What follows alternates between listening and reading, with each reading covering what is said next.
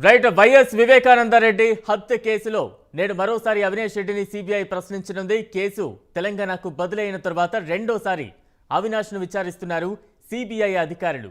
ఇవాళ మధ్యాహ్నం 3 గంటలకు హైదరాబాద్లోని సిబిఐ కార్యాలయంలో అవినాష్ రెడ్డి హాజరు కానున్నారు.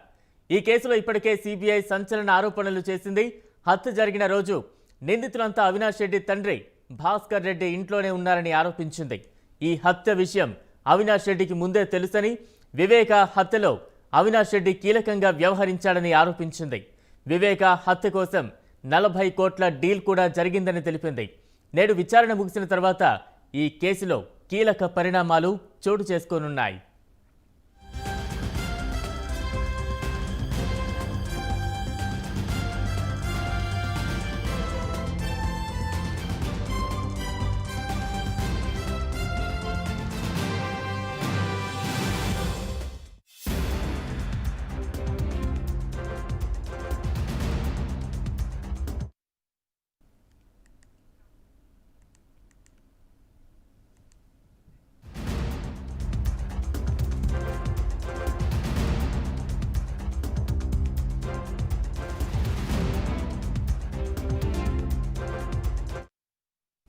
వైఎస్ వివేకానందరెడ్డి హత్య కేసులో నేడు మరోసారి అవినాష్ రెడ్డిని సిబిఐ ప్రశ్నించింది. కేసు తెలంగాణకు బదిలైన తర్వాత రెండోసారి అవినాష్ను విచారిస్తున్నారు సిబిఐ అధికారులు. ఇవాళ మధ్యాహ్నం 3 గంటలకు హైదరాబాద్లోని సిబిఐ కార్యాలయంలో అవినాష్ రెడ్డి హాజరు కానున్నారు. పూర్తి అప్డేట్స్ మా ప్రతినిధి ఉషా అందిస్తారు. ఉషా, బలరాం, వివేకానందరెడ్డి హత్య కేసులో మరోసారి అవినాష్ రెడ్డిని సిబిఐ కోర్టు హాజరుపరుస్తుంది. ప్రస్తుతం చూసుకున్నట్టయితే అవినాష్ రెడ్డి కడప నుంచి ఇప్పటికే సిబిఐ కార్యాలయానికి చేరుకునే మార్గమధ్యంలో ఉన్నట్టు తెలుస్తుంది.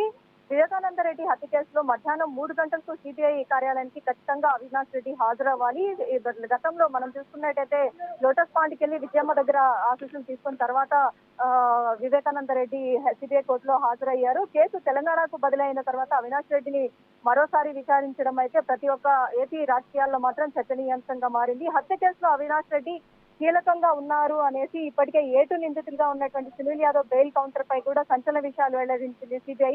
సునీల్ యాదవ్ ఇప్పటికే హైకోర్టులో వేసుకున్నటువంటి పిటిషన్ ఏదైతే ఉందో దానికి కౌంటర్ కూడా దాఖలు చేసింది సిబిఐ. సిబిఐ దాఖలు చేసినటువంటి కౌంటర్ పిటిషన్ లో పలు అంశాలు ఇప్పటికే లేవనెత్తారు. హత్య జరిగిన రోజు నిందితులంతా భాస్కర్ రెడ్డి ఇంట్లో ఉన్నట్టు, భాస్కర్ రెడ్డి అవినాష్ రెడ్డి తండ్రి కావడంతో గుర్తించామని కౌంటర్ లో పేర్కొన్నారు సిబిఐ అధికారులు. అలాగే ఫోరెన్సిక్ రిపోర్ట్ ఏదైతే ఉందో దీనిలో కూడా కేవలం అక్కడ ఏదైతే ఎవిడెన్స్ ఏదైతే ఉందో ఫింగర్ ప్రింట్స్ కానీ అవన్నీ కూడా నమోదు చేసినట్టు, దాన్ని సబ్మిట్ చేసినట్టు కూడా సిబిఐ అధికారులు కౌంటర్ లో దాఖలు చేయడం జరిగింది. హత్య కుట్ర మొత్తం కూడా అవినాష్ రెడ్డికి ముందే తెలుసని సిబిఐ పేర్కొంది.